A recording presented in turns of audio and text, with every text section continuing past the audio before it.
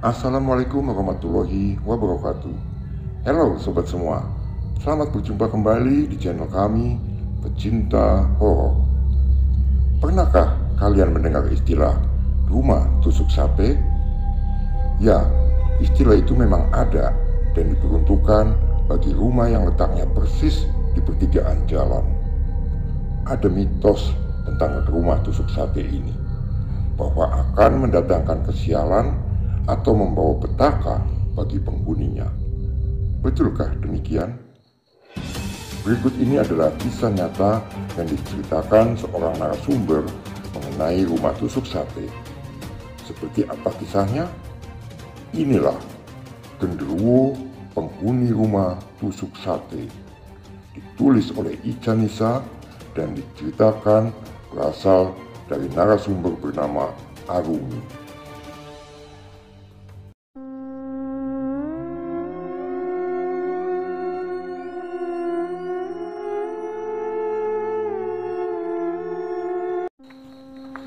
Cerita kali ini diangkat dari sebuah kisah nyata yang dialami seorang narasumber bernama Arumi. Arumi saat ini sedang menikmati kesibukannya sebagai seorang istri dari laki-laki yang bernama Bagas.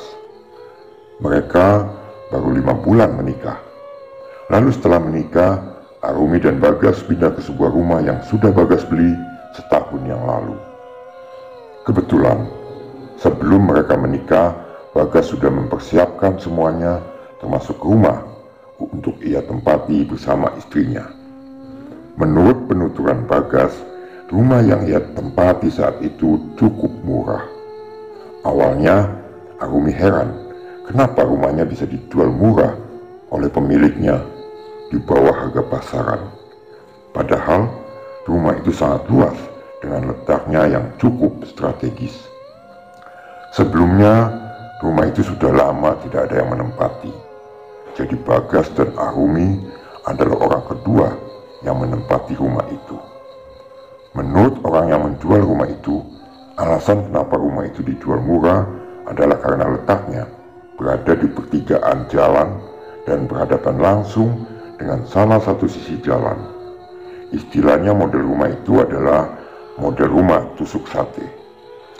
Awalnya Arumi tidak begitu paham dengan rumah tusuk sate. Ia berpikir mungkin karena letaknya yang pas di pertigaan, jadi lampu kendaraan yang lewat sering tembus masuk ke dalam rumah, dan arah angin yang terkadang sering membawa banyak debu ke dalam rumahnya. Tapi ternyata banyak hal yang belum Arumi pahami mengenai rumahnya itu. Ia pertama kali merasakan ada hal yang aneh dari rumah itu ketika ia sedang mencari buku di teras depan rumahnya. Saat itu sekitar pukul 8 malam. Karena berhadapan langsung dengan salah satu sisi jalan, jadi setiap kendaraan yang lewat dari arah sisi jalan depan rumahnya, pasti cahaya lampu kendaraan itu tembus masuk sampai ke teras rumah. Kebetulan saat itu ada mobil lewat dan cahaya lampunya pun masuk ke dalam rumah. Arumi membelakangi cahaya itu dan ia melihat ada bayangan yang sangat besar dengan kuku yang sangat panjang. Arumi sangat terkejut dan ia pun berteriak karena baru kali ini ia melihat bayangan yang bentuknya seperti itu. Ketika Arumi menengok ke belakang, ternyata tidak ada siapa-siapa di sana. Ia lihat lagi ke bagian sudut-sudut rumah, tetap tidak ada siapa-siapa. Akhirnya, Bagas yang mendengar suara istrinya berteriak tadi, langsung keluar dan bertanya, "Kamu kenapa sih malam-malam gini teriak?" Dan Arumi pun menjawab, "Tadi aku lihat bayangan gede banget yang di situ," sambil menunjuk di mana tempat bayangan tadi muncul. Bagas pun langsung memeriksa halaman sampai keluar pintu pagar, tapi tidak ada siapa-siapa di sana. Setelah dirasa aman, Bagas segera menghampiri istrinya kembali dan berkata, "Udahlah, itu cuma khayalan kamu aja kali." Tapi Arumi merasa kalau bayangan itu sangatlah nyata. Ia sangat sadar saat itu dan tidak mungkin sedang menghayal. Karena takut, Arumi langsung mengajak suaminya masuk ke dalam rumah dan melupakan buku yang sedang ia cari tadi.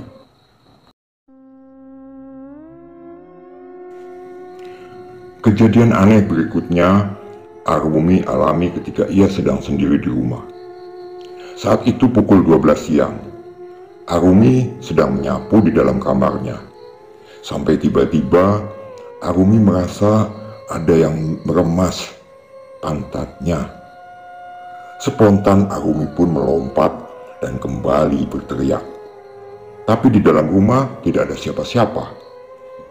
Karena takut, Arumi langsung keluar rumah dan beberapa saat baru berani masuk kembali. Arumi berusaha untuk menenangkan diri dan meyakinkan hatinya kalau mungkin itu cuma halusinasi saja. Setelah itu, ia kembali melanjutkan pekerjaannya di dalam rumah. Ketika Bagas sudah pulang kerja, Arumi segera menceritakan apa yang sudah ia alami tadi. Tapi Bagas tetap ngotot mengatakan kalau itu hanyalah hayalan Arumi saja. Karena Bagas belum merasakan hal-hal aneh di rumah itu. Setelah kejadian itu, keadaan kembali normal selama beberapa hari sampai Arumi mulai lupa dengan rasa takutnya. Mungkin para pemirsa paham, namanya masih pengantin baru. Pasti saat itu mereka lagi sedang mesra-mesranya. Pada suatu hari, setelah makan malam, Bagas dan Arumi masuk ke dalam kamar. Sambil duduk berhadapan di tepi ranjang. Dengan lembut, Bagas mencium kening istrinya. Perlahan, tangan Bagas pun mulai menjamah tiap jengkal tubuh sang istri. Dan Arumi menikmati sentuhan itu. Hingga kemudian, mereka pun menjalankan kewajiban mereka sebagai suami istri. Ketika mereka sedang menikmati indahnya surga dunia, tiba-tiba Arumi merasa ada tangan lain yang meremas payudaranya. Saat itu mata Arumi yang sedang terpejam mendadak terbuka. Arumi terkejut dan langsung terbangun dari tempat tidur. Bagas juga ikut terkejut dan merasa kesal. Arumi menjelaskan apa yang barusan ia rasakan, tapi Bagas tetap tak percaya dan malah tidur di ruang tamu dengan kondisi yang masih marah. Malam itu, Arumi benar-benar sangat takut, bukan cuma dengan gangguan itu, tapi juga dengan Bagas yang sedang marah. Walaupun Arumi sudah beberapa kali mengalami kejadian aneh, Bagas tetap masih belum percaya. Beberapa hari kemudian, kebetulan Bagas saat itu sedang libur kerja. Bagas sedang duduk di teras rumah sambil membaca koran dan meminum kopi. Ketika sedang asik membaca koran, tiba-tiba kopinya tumpah dan gelasnya jatuh lalu pecah. Padahal saat itu tidak ada yang menyentuh gelas itu sama sekali. Arumi yang mendengar ada suara gelas jatuh kemudian keluar dan melihat suaminya sedang membersihkan pecahan gelas itu. Dan Arumi bertanya pada suaminya, "Ada apa, Yang?" Bagas pun menjawab, "Ini kopinya tumpah, padahal gak aku sentuh sama sekali." Mendengar ucapan suaminya, Arumi melanjutkan perkataannya, "Tuh kan, kamu ngerasain juga. Ada yang aneh sama rumah ini, Yang." "Ini paling cuma angin," jawab Bagas. Tapi saat itu Arumi sadar kalau ekspresi suaminya itu terlihat kebingungan. Kenapa gelasnya bisa jatuh tiba-tiba? Dan tidak mungkin juga karena angin, karena memang saat itu sedang ada angin kencang juga. Keesokan harinya, Arumi dan Bagas kembali mengalami kejadian aneh. Waktu itu mereka berdua sedang menonton televisi di ruang tengah. Lalu tiba-tiba ada suara laki-laki yang menggeram dari dapur. Mereka berdua pun terkejut dan saling pandang. Kemudian Bagas langsung ke dapur untuk memeriksa. Tapi tetap tidak ada siapa-siapa. Saat itu Bagas mulai merasakan takut. Untungnya saat itu masih siang, jadi lumayan ramai suasana di luar. Lalu mereka mengambil air minum sambil menenangkan diri masing-masing. Sejak saat itu, akhirnya Bagas percaya kalau memang rumahnya itu ada penghuni yang tak kasat mata. Beberapa kali mereka berdua merasakan ada orang lain dalam rumah itu, tapi mereka belum melihat wujudnya secara langsung. Terkadang di malam hari terdengar ada orang di dapur sedang memotong-motong sesuatu di atas talenan kayu. Ketika dilihat, ternyata tidak ada orang di sana. Suatu hari ketika Bagas pulang kerja, ia melihat ada orang yang masuk ke dalam rumahnya. Bagas kemudian memeriksa seisi rumah untuk memastikan kalau rumahnya itu aman. Dan Bagas tak melihat ada orang lain di situ. Sampai kejadian terakhir yang paling menakutkan terjadi seminggu sebelum puasa ini. Waktu itu sekitar pukul 6 sore. Arumi yang sedang mandi, tiba-tiba ada yang mengetuk pintu. Orang itu memanggil Arumi. Ketika ia mengintip di jendela, ternyata orang itu adalah suaminya sendiri. Arumi pun membuka pintu sambil masih mengenakan handuk.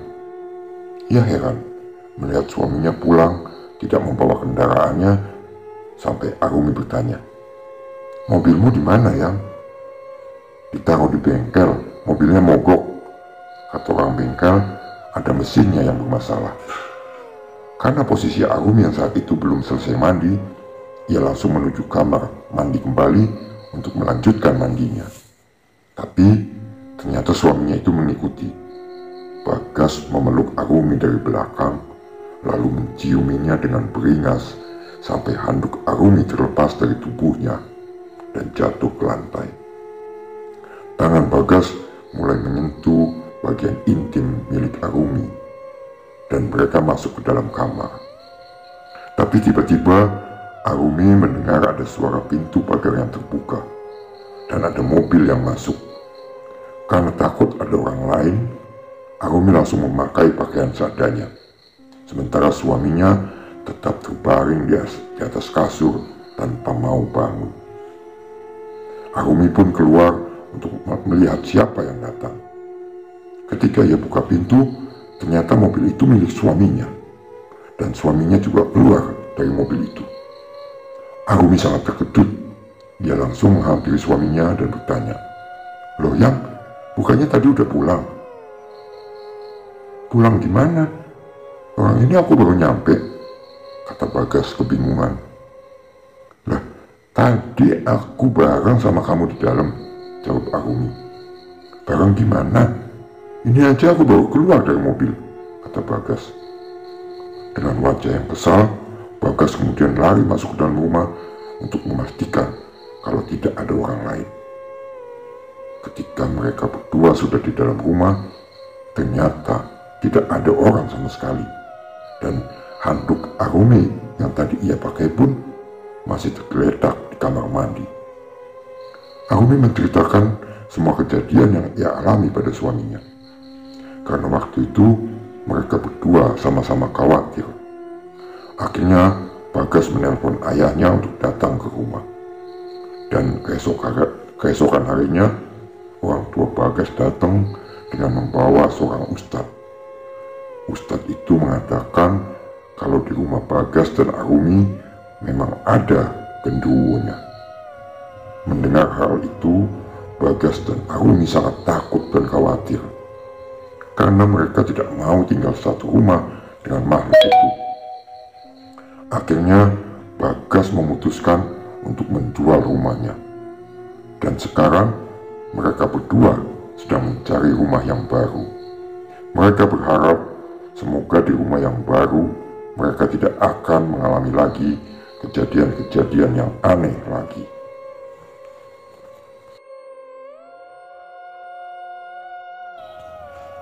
Demikianlah kisah nyata yang telah diceritakan oleh narasumber pada sang penulis. Kadang sebuah mitos memang ada, namun juga bisa tidak terjadi. Kadang sebuah mitos mensugesti kita hingga hal itu terjadi. Sikapi dengan bijak karena semuanya kembali pada diri kita. Dan selalulah mendekatkan diri pada Allah SWT. Hanya padanya kita memohon perlindungan dan pertolongan. Terima kasih buat sobat yang telah setia menonton tayangan kami. Jangan lupa klik subscribe dan bunyikan loncengnya agar sobat tidak ketinggalan untuk cerita menarik lainnya. Akhir kata, sampai jumpa di cerita berikutnya. Assalamualaikum warahmatullahi wabarakatuh.